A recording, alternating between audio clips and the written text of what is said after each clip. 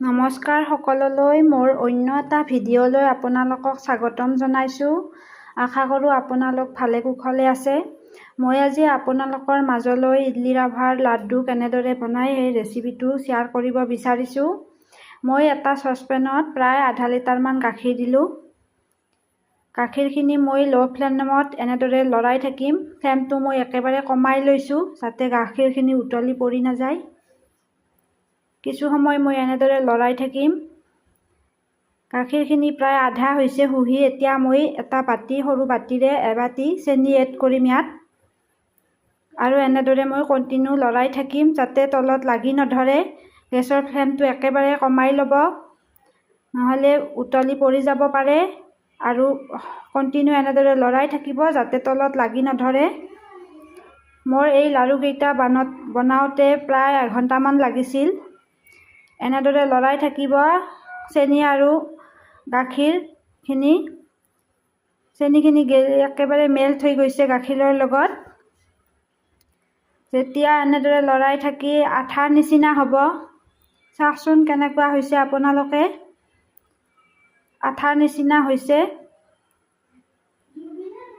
এতিয়া মই ইয়াত ইডলি ৰাভা এড কৰিম। এনেদৰে লৰাই থাকিব যাতে তলত লাগি নধৰে।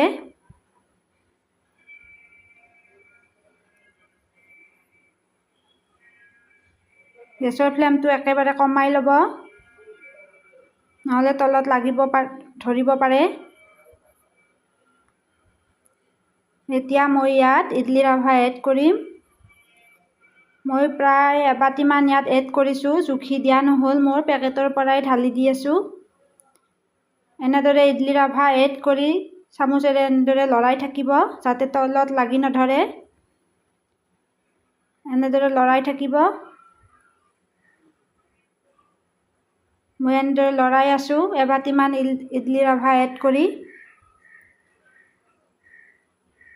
যেতিয়া হালোৱাৰ নিচিনা হ'ব ইডলি ৰাভা আৰু চেনি গাখীৰৰ মিশ্ৰণখিনি, তেতিয়া গেছৰ ফ্লেমটো বন্ধ কৰি দিব।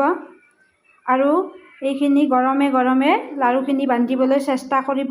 ঠাণ্ডা হৈ গ'লে টান হৈ যাব, লাড়ু নহ'ব। এনেদৰে মই বনাই আছোঁ এতিয়া। খাবলৈ বহুত টেষ্টি হয়, আপোনালোকে এবাৰ ট্ৰাই কৰিব। ৰেচিপিটো কেনেকুৱা পালে প্লিজ জনাবলৈ নাপাহৰিব। যদি ৰেচিপিটো চাই ভাল লাগিলে মোৰ চেনেলটো ছাবস্ক্ৰাইব কৰি দিব, লাইক কৰিব, শ্বেয়াৰ কৰিব। এনেদৰে মই গোটেইখিনি লাড়ু বনাই ল'ম। গৰম আছে, গৰমে গৰমে বনাইছোঁ।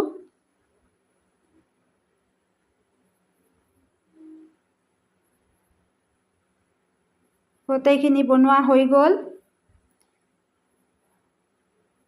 যদি আপোনালোকৰ ভাল লাগিলে তেনেহ'লে মোৰ চেনেলটো ছাবস্ক্ৰাইব কৰিব।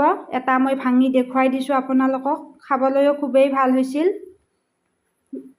ভিডিঅ'টো শেষলৈকে চোৱাৰ বাবে ধন্যবাদ।